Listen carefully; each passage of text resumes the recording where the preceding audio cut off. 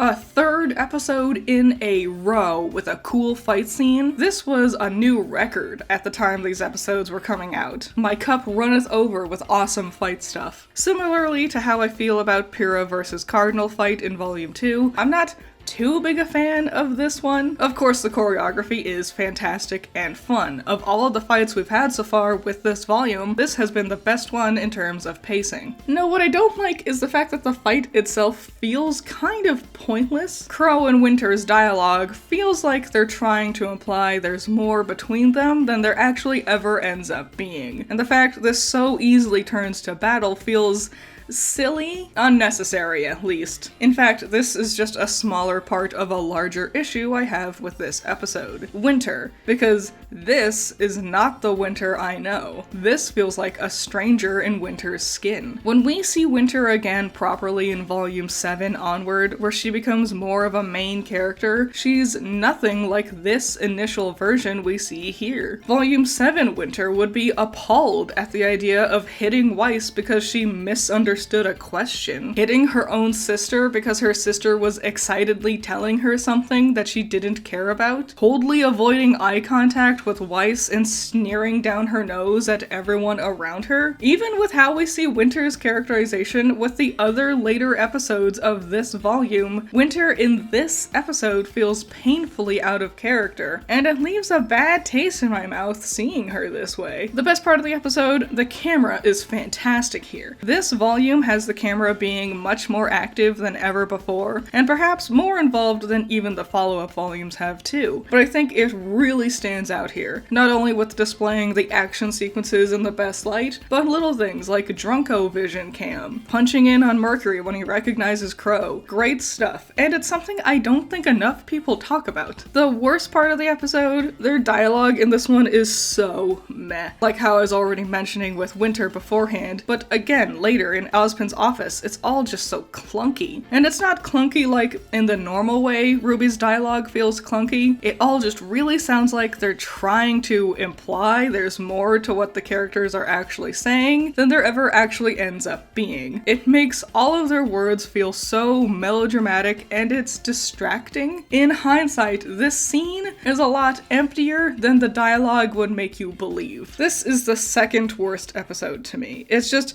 too out of character with Winter, the fight's fun but a bit too fast, and the episode around it doesn't help hold it up. Did a whole tuna sub? It was a combo tuna meatball sub. They call that the Goblin Surf and Turf. Who calls it that? My uncle. He was always kind of weird.